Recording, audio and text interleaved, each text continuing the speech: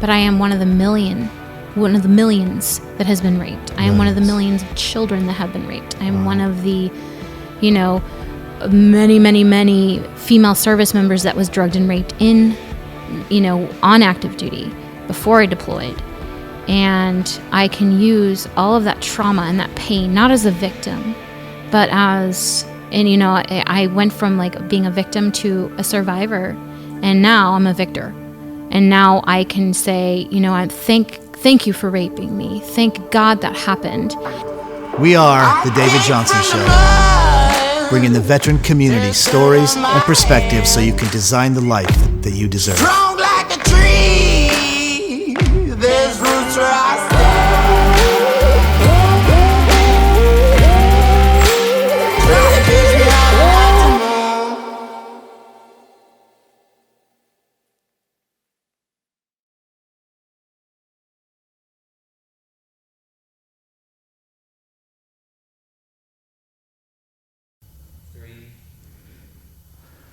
Welcome back to The David Johnson Show. We are talking about designing your life with Athena Ives from San Diego. Welcome. Thank you so much for having me. I appreciate you driving out.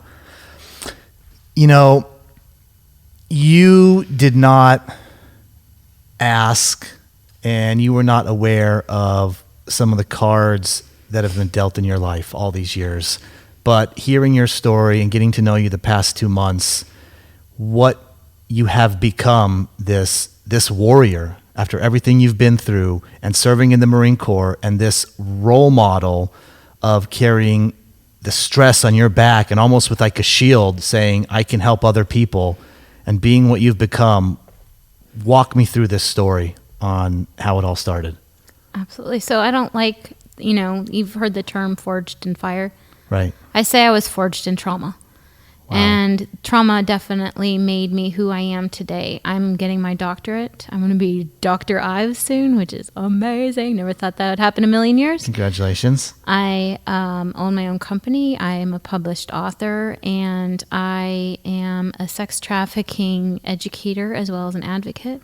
And I only got there because of the trauma that I have been through and my warrior heart and spirit and never giving up.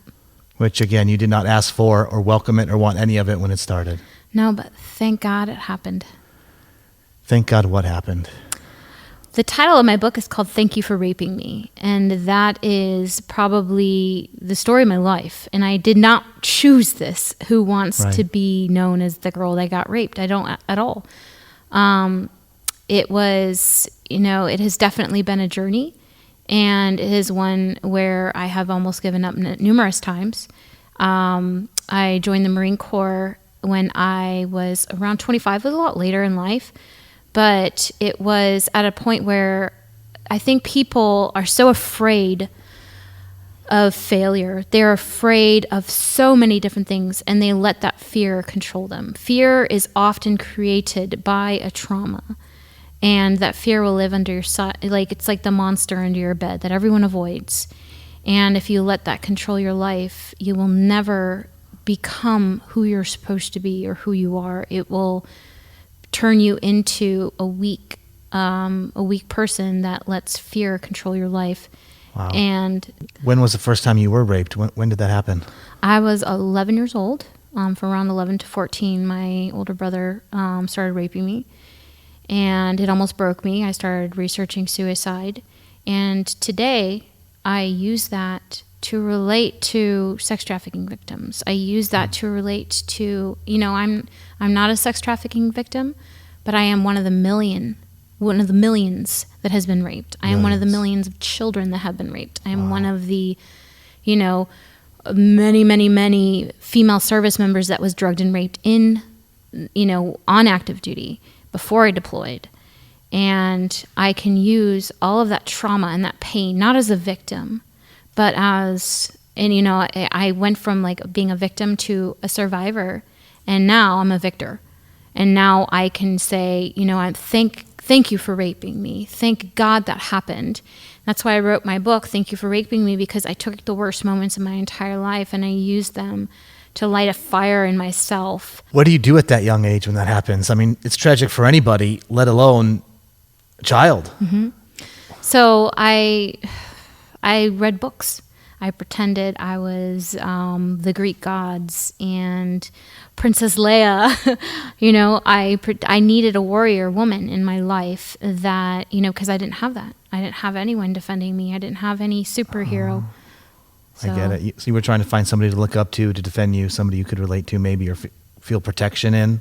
That makes sense? Yeah, and just to escape the life that you're in. And instead of developing, you know, coping skills that are negative ones, you know, like that victim mentality or that woe is me, feel sorry for me, blaming absolutely everything in your life on that trauma, you know, oh, I got a speeding ticket. Well, it's because I was raped. Oh, I got kicked out of school. Well, my parents beat me. Oh, I did this. And after I published this book, I can't even tell you how many people have reached out, have had actual people tell me, an Army Ranger tell me that I saved his life, that my book saved his life. How so? That I had the courage to tell my story and to talk about what is happening to millions of people. And they don't know what's going on because no one talks about it. I've had girls come and take me to coffee, bawl their eyes out in the coffee shop and tell me that they didn't know brothers did that. And they're so alone. They don't, you know. So continue on with this warrior spirit that you have that's made you who you are today. I mean, you enlisted into the Marine Corps in 2006, went to Fallujah. Yes. Talk to me about your Marine Corps experience. It wasn't the most glamorous experiences. You know, I wanted to go be a police officer because I wanted to be involved with investigations. And that's where my, you know, passion is ultimately to lead me to be able to protect children. That didn't happen. You know, our life definitely takes us on different paths that were just like, kind of like, oh, good God. Okay. I thought I was going to end up here and now I'm completely on the other side of the world. Patrolling with infantry units. I was part of the Lioness program, and that was put into effect when at that time females weren't allowed in military, you know, like the combat positions, the MOSs. We weren't allowed in those positions. Right. So what was happening was the insurgents would smuggle all of the contraband in with the women. And because our men couldn't go look at them, they were getting all this, you know, all the weapons in, more people were dying, and we were like, what are we going to do to stop this? Well, guess what? We need females. And because they weren't allowed in at that time, that position, they're like, okay, now we need volunteers. You aren't going to be trained. You aren't going to pretty much have anything. And when I got there, boots on the ground, they're like, hey, stay behind Doc, don't die. Wow. So I'm patrolling the streets of Fallujah, getting shot at, having to open up dead baby bodies to find, you know, we had intel come through that they were going to be transporting like paperwork and different explosive devices inside dead baby bodies. And so that day when one came through, had to open it up. And I don't think I would have been able to get through that at the time because I had to decompartmentalize. I had to take that and put it in a box. But that was nothing compared to what I had gone through before. And it seems like there are times when you don't see the light at the end of the tunnel. And it's just this never-ending pit of hell. And you see no way out. And it's just, that's that, you know, at that time you have to imagine it. You have to use that warrior heart and spirit.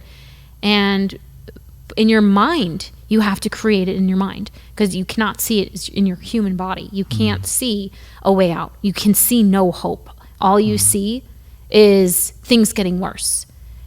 And it's... What was the turning point when you said, enough's enough, I'm going to start this new chapter in my life and really design my life to be this warrior that's going to be this role model? I think, you know, it's hard to pinpoint because, you know, we don't just overnight change. It's definitely a progression. And I think a huge eye-opening experience was writing my book and really, for the first time in my entire life, actually admitting what happened. There's stuff in there I didn't, you know, I haven't ever told anyone. And I was more truthful in that book than I've actually even been with myself. Wow. And that was a huge transformation where I was like, you know what? How can you heal from something if you don't tell the doctor what happened? If you don't say, hey, doc, my leg, I was actually shot. Oh, instead of going and be like, oh, hey, doc, I just need a Band-Aid. No, you have to be like, hey, I was shot this time.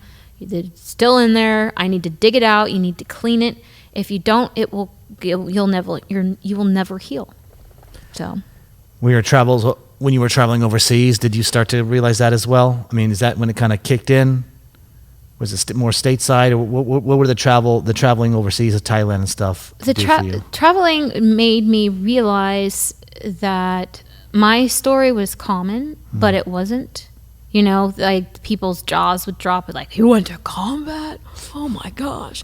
And some of the stuff that shocked them, I was like, well, it's normal. And then some of the stuff that I thought was like absolutely horrifying, they're like, oh yeah, that happens every day. I'm like, oh, so you were raped too? Yeah, I was raped too. Yeah, but like, oh, you were trafficked. Yeah, I, Wow. was raped by like 50 men. Oh, okay. And then you start to realize like, get the hell over it. Like, stop. If you don't face this, you have to admit what happened to you. So you have to be vulnerable. You have to talk about it. And if you cover it up, it's just going to be like, okay, you're not gonna get over it. But you have to admit it. And as soon as I admitted it, and I realized, I was like, I have been through a lot. And you know what? I will be damned if I'm going to go out of this world and not get what I deserve. Because I did not go through this hell to just end up here. And I started fighting back. And I was like, screw you. I am not giving up. I deserve so much better than this. And not only that, but after people started, the stories opened up, people telling me, I had a female Marine tell me that, she told me, she's like, I didn't know people go through this. She's like, thank you so much. She's like, you literally saved my life. And I just got done telling my husband that, this person raped me. We're going to counseling tomorrow. Wow. And I have never felt closer. And the thing that is the most common thing I've heard from, like, I don't know, like probably around 100 survivors that I've talked to. The first time that they tell someone the same thing, I can finally breathe. Because when you hold that secret in, it eats you alive. It completely transforms your mind, the way you think of yourself. You don't value yourself. You think you deserve it. And that's why so many people stay in toxic relationships. That's why so many people end up going from one horrible situation to another. And I started realizing that I was like, I need to take responsibility of this. Do you think so many people feel strong, or people feel that they can tell you their story because they see you, they see what you've become, and they look up to you, so they feel comfortable? Do you think that has something to do with it? It's definitely, when you're trying to explain something to somebody that has never gone through it, it's just kind of like they don't want to hear it, or they can't relate. And it's just, but when it's somebody that understands and that they, can relate to it, they aren't going to judge you. They aren't going to, oh, I hate it when people walk around eggshells. Like, oh my God, you're so delicate. I don't want to hurt you. You've been raped. Shut up. Like, I don't want to be known as that. I don't want to be treated like that. I want to be treated exactly what I was before it happened. And, that's a big reason people don't come out and tell it, because you're going to be treated differently. Mm. So if you have had, a significant other that was sexually assaulted, don't talk about it. Don't avoid it. Like, so many talk about it. They have to bring it up, right? I mean, unless like if you know about it, and even if you don't, if it's somebody you actually love and you care about, this is so common. The likelihood that your significant other has been sexually assaulted it's likely. More than likely happened. So if they haven't talked about it, talk about it. Hey, has it happened to you? Yeah. Rewind a bit in your life, and as we talked about, you were raped by your brother. It's in the book. Tell me about when you almost had to go to testify against him at court, what happened, and how that whole came to light. Well, after I got out of the Marine Corps, when I got back from deployment, it was the first time I actually took legal action against him for what he had done to me, because it took me so long to actually admit it to myself. It took me like 12 years to actually admit what happened, even to myself. I didn't even write about it in my journals. I pretended it never happened. So after I found out that he raped my sister, I almost didn't come back. I found that out when I was in Iraq. And living with that kind of guilt is definitely what has, given me purpose and so much drive, because no child should have to go through that. That is such a pain. It's a life sentence, because every single good moment in your life, every first kiss, every time you fall in love, every first intimate moment, that's with you. They ruin it. They take away so much joy and happiness. They ruin some of the most loving moments of your life. Wow. And I don't ever want anyone to feel alone in that. And it's so common. People need to know what it really does. It doesn't deserve 6 damn months in jail. It deserves a life. Is there ever a time with everything you've been through and where you're at now, the stress gets heavy? Or do you feel a personal fulfillment of being able to say, this is what I went through, I'm the warrior today, the comic book stuff you're doing, the stuff you're doing with your business, is it fulfilling, or does it get heavy at times? Is the burden heavy? It's heavy every single day. But I think that heaviness is what drives me. And the helping people, does that drive you? Oh, that's what I meant by the fulfillment. When people absolutely. are coming to you and saying, I was raped too.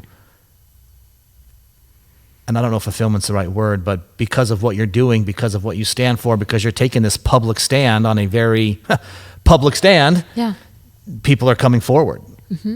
Does that mean something to you? It's everything to me. And I don't want to be up here. You think I enjoy crying in public? It's embarrassing. But it's a duty. I don't want this. I was chosen for this. Wow. And, everything in my life has led me to this point. And that's why I'm here. Because I have a story that can save and has saved lives. Did your time in the Marine Corps help prepare you for this too? Like you said, some of what happened to you as a child prepared you for the Marine Corps and going to Fallujah. Did the Marine Corps help you prepare you for this too? A lot of people that were sexually assaulted in the Marine Corps, and I was drugged and raped twice by good people, like not good people, good friends of mine who I considered good friends of mine, brothers. Another brother raped me, it wasn't a blood brother, but it was right. Military brother. That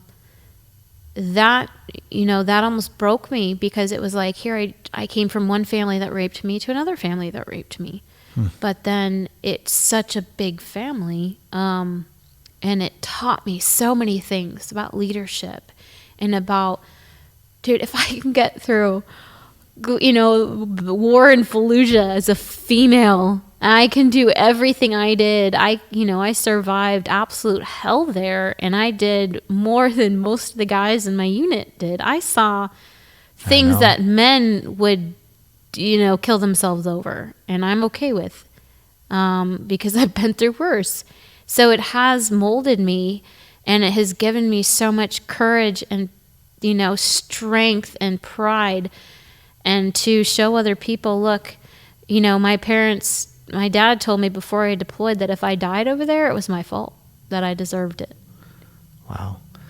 I said in one of our shows earlier, we were talking about leadership. I said, leadership is cumulative. you learn, it grows. Knowledge is cumulative. Mm-hmm. I feel like your experiences in your life have been cumulative, and this is a chapter where you're just getting going. Mm-hmm. You now have the experiences to be you've had them, but it's compounded, Mm-hmm. and you now have the power to go out and be this powerful warrior. Absolutely. As opposed to maybe 10 years ago, where would you have been?